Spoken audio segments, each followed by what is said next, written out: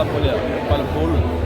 അപ്പോൾ ആള് തന്ന ഉപദേശം എന്ന് പറഞ്ഞാൽ ആളും അതന്നെ പറഞ്ഞു, കുറച്ച് വേഷങ്ങൾ തന്ന് പിന്നെ മമ്മൂക്കി തന്നെ സപ്പോർട്ട് ചെയ്യണ്ട. കാരണം ഒന്ന് വലിയൊരു പരിപാടിയിലേക്ക് എത്തിപ്പെടാൻ പറ്റുന്നില്ല പല കാരണം കൊണ്ട്. പിന്നെ ഒരിക്കൽ കമൽ സാറിനോട് ചോദിച്ചു, ഇവൻ നല്ല പടത്തിൽ ഇങ്ങനെ ചെയ്ത് അവസാനം ജൂനിയർ പോകുന്നുണ്ട്. അപ്പോൾ അങ്ങനത്തെ ഒരു മാനസികാവസ്ഥ അദ്ദേഹത്തിനുണ്ട്. കാരണം ആളൊരു 5-6 പടത്തിൽ എനിക്ക് തന്നിട്ടുണ്ട് വേഷം. പക്ഷെ ആളുകൾ എന്നൊരു പേടിയാണ്, നീ എല്ലാത്തിനും വന്ന് പലപ്പോഴും ഞാൻ പോകുമ്പോൾ ആൾ ചിലപ്പോൾ ചെയ്യണ്ടെന്ന് പറയും.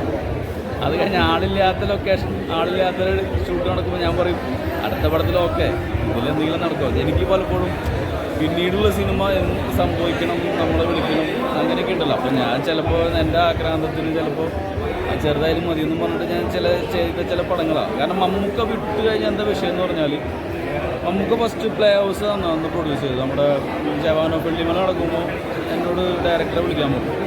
ഡയറക്ടറെ വിളിച്ച് ഞാൻ എൻ്റെ പ്രായം പരിധിയും പറഞ്ഞപ്പോൾ ഡയറക്ടർ പറഞ്ഞത് ആ ഒരു ഏജിൽ ഒരു വേഷമുള്ളൂ, അത് ആസിഫ് അലിയെ ചെയ്യുന്നതാണ്. കാരണം മമ്മൂക്ക വിടുമ്പോൾ അല്ലെങ്കിൽ ആൾ പറയുമ്പോൾ ഇവർ ഭയങ്കര എക്സ്പെക്ടേഷനാണ്.